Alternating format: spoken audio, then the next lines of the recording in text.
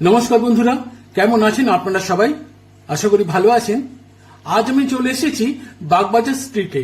এই রাস্তাটার ডান দিক দিয়ে সোজা চলে গেলে চলে যাওয়া যায় শ্যামবাজারের দিকে, পাঁচ মাথার মোড়ের দিকে, আর বাঁ দিক দিয়ে গেলে সোজা চলে যাওয়া যাবে একেবারে গঙ্গার ঘাটে। আজকে আমার গন্তব্য হলো এই যে গলিপথটা দেখছেন পর্দায়, এই গলিপথ দিয়ে খানিকটা ঢুকে ডান দিকে একটা এই গলির তস্য গলি পড়বে যার নাম নবীন সরকার লেন। সেই নবীন সরকার লেনই হচ্ছে আজকে আমার গন্তব্য। বন্ধুরা, তার আগে বাগবাজার অঞ্চল সম্পর্কে দু একটি কথা আপনাদের বলি।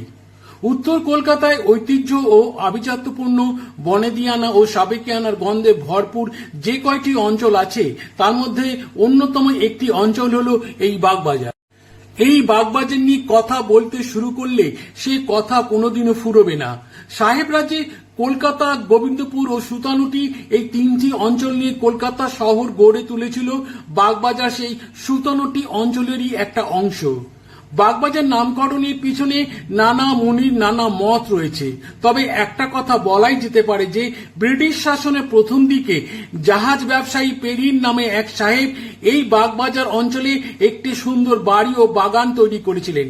তার বাড়ির পাশে একটি বাজার বসত। সেই সাহেবের বাগান এবং এই বাজার একসাথে যুক্ত হয়ে এই অঞ্চলের নাম হয়েছে নাকি বাগবাজার। তবে বাগবাজারের নামকরণ নিয়ে বিভিন্ন গবেষক ও ঐতিহাসিকদের নানা মত রয়েছে। থাক সেসব কথা, আমরা কিন্তু সেই গলিটায় ঢুকে পড়েছি যে গলিটার নাম পশুপতি বোস লেন। এই গলি দিয়ে খানিকটা গেলেই ডান দিকে পড়বে সেই আমাদের আজকের গন্তব্য নবীন সরকার লেন। তার আগে বাগবাজার সম্পর্কে আরো দু চারটে কথা আপনাদের বলি। বাগবাজার মানে আভিজাত্য, বাগবাজার মানে বনেদিয়ানা, বাগবাজার মানে সাহিত্য, সংস্কৃতি, শিল্পকলা, সঙ্গীত চর্চা, খেলাধুলা, আধ্যাত্মিক চেতনার এক উজ্জ্বল সমাবেশ। বাগবাজার বলতে যার নাম প্রথমেই মনে আসে তিনি হলেন ঠাকুর শ্রীরামকৃষ্ণদেব। বাগবাজার হল তার লীলাভূমি। এরপরেই আসে শ্রী শ্রী সারদা মায়ের নাম, স্বামী বিবেকানন্দ, ভগিনী নিবেদিতা, গিরিশচন্দ্র ঘোষ, ক্ষীরোদ প্রসাদ বিদ্যাবিনোদ, ভোলা ময়রা, নগেন্দ্রনাথ বসু, এইরকম সব উজ্জ্বল ব্যক্তিত্ব ও মহাত্মার নাম। এদের মধ্যে কেউ কেউ এই বাগবাজারে জন্মেছেন, কেউ কেউ বা দীর্ঘদিন বাগবাজারে বসবাস করে তাদের নিজ নিজ ক্ষেত্রে তাদের উজ্জ্বল প্রতিভার সাক্ষ্য রেখে গেছেন। সবার নাম বলতে গেলে তালিকা অনেক দীর্ঘ হয়ে যাবে এবং সময়ে কুলবে না, তাই সেই চেষ্টা করা থেকে নিজেকে বিরত রাখলাম।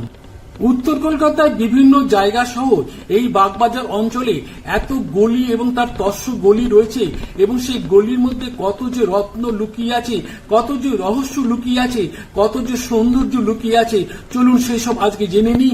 আজকে আমাদের গন্তব্য সেই নবীন সরকার লেনে প্রবেশ করে। এবারে আপনারা পর্দায় যে গলিপথটি দেখছেন এটি হলো নবীন সরকার লেন। এই গলিপথেই আমরা ধীরে ধীরে প্রবেশ করব। আপনাদের দেখাচ্ছি গলিপথটি কতটা সংকীর্ণ। তার দুপাশে রয়েছে উঁচু উঁচু বাড়ি।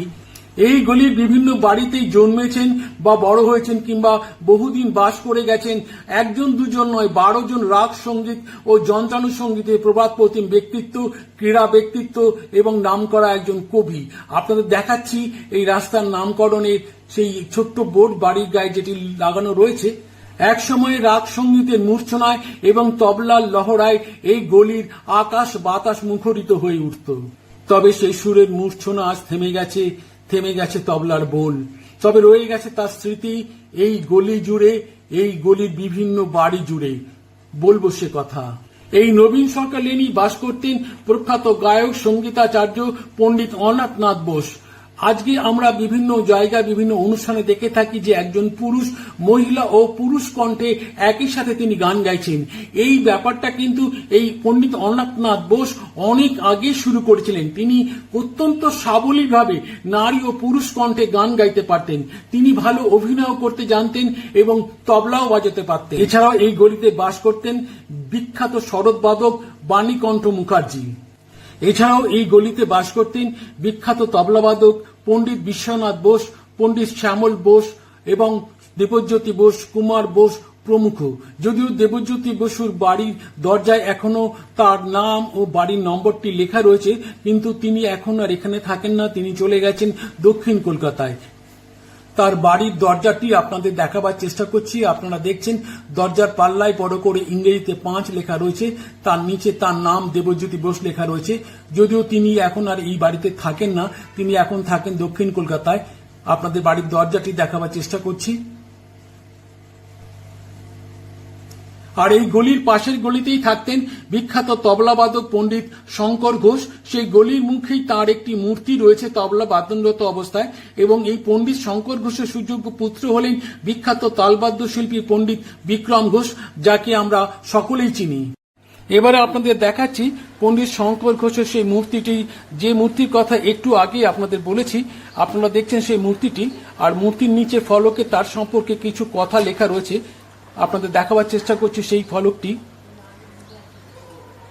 আর এইগুলিতেই থাকতেন এক সময়কার বিখ্যাত ক্রিকেটার তারা ভট্টাচার্য, যিনি প্রথম বাংলা রঞ্জি বিজয়ী দলের সদস্য ছিলেন। ইনসুইং বোলার ছিলেন তিনি, মোহনবাগানের হয়ে নিয়মিত খেলতেন। এবারে পর্দায় আপনাদের নবীন সরকার লেনের একটি তস্য গলি দেখাচ্ছি। এইরকম গলি বা গলির গলি তস্য গলি বাগবাজার সহ উত্তর কলকাতার বিভিন্ন অঞ্চলে শিরা উপশিরার মতন ছড়িয়ে ছিটিয়ে রয়েছে। এই নবীন সরকার লেনেই থাকতেন যাত্রা সম্রাট শ্রী স্বপন কুমার, যাকে যাত্রার মহানায়ক বলা হতো। আমরা জানি যে চলচ্চিত্রের মহানায়ক হলেন উত্তম কুমার, তেমনি যাত্রার মহানায়ক ছিলেন স্বপন কুমার। উত্তম কুমারের যে ছবিগুলি বা যে ছবিটি হিট করত, সেই ছবির গল্পেই তিনি পরের বছর যাত্রাপালায় অভিনয় করতেন। এটাই ছিল তার একটা রীতি। তিনি সেই সময়কার যাত্রামোদীদের কাছে এতটাই জনপ্রিয় ছিলেন যে স্বপন কুমার যাত্রা করতে আসছে শুনলেই নিমেষের মধ্যে সমস্ত টিকিট বিক্রি হয়ে যেত। এমনই ছিল তার নামের গুণ। বন্ধুরা, এতক্ষণ ধরে যে নবীন সরকার লেনের ছবি আপনাদের দেখালাম এবং সেই গলিতে যে সমস্ত বিখ্যাত মানুষেরা বাস করতেন তাদের সম্পর্কে দু চারটে কথা আপনাদের জানালাম। তাদের নামের একটি তালিকা বাগবাজার স্ট্রিটের ওপরেই পশুপতি বোস লেনে ঢোকার ঠিক মুখেই বাঁহাতে উঁচু একটা ছোট্ট বাগানের মধ্যে একটা বেদি ফলকে তা উল্লিখিত আছে। এবারে আপনাদের সেই ফলকটি দেখানোর চেষ্টা করছি, যে ফলকটি বাগানের মধ্যে একটি বেদির গায়ে লাগানো রয়েছে। এবার ফলকটি আপনাদের ক্লোজে দেখানোর চেষ্টা করছি। আপনারা দেখছেন ফলকটি। এখানে লেখা রয়েছে, যাদের পদস্পর্শে এই অঞ্চল সমৃদ্ধ তাদের সশ্রদ্ধ প্রণাম। সঙ্গীতাচার্য পণ্ডিত অনাথনাথ বোস, যাত্রারত্ন শ্রী বিজয় মুখার্জি, শরৎবাদক পণ্ডিত বাণীকণ্ঠ মুখার্জি, তবলাবাদক পণ্ডিত বিশ্বনাথ বোস, তবলাবাদক পণ্ডিত শ্যামল বোস, কণ্ঠশিল্পী পণ্ডিত কমল বোস, ক্রিকেটার তারা ভট্টাচার্য, যাত্রা সম্রাট শ্রী স্বপন কুমার, কবি অমিতাভ দাশগুপ্ত। এই ফলকটি আপনাদের আরো ভালো করে দেখানোর চেষ্টা করছি। এবারে দেখুন ফলকটি। আসলে ফলকটি একটু উঁচু বাগানের মধ্যে অবস্থিত বলে নিচে দাঁড়িয়ে ছবি তোলা একটু মুশকিল হয়ে গেছিল, তবু তার মধ্যে আমি যথাসাধ্য চেষ্টা করেছি ফলকটির পুরো ছবিটা তোলার। আপনারা দেখছেন সেই ছবি।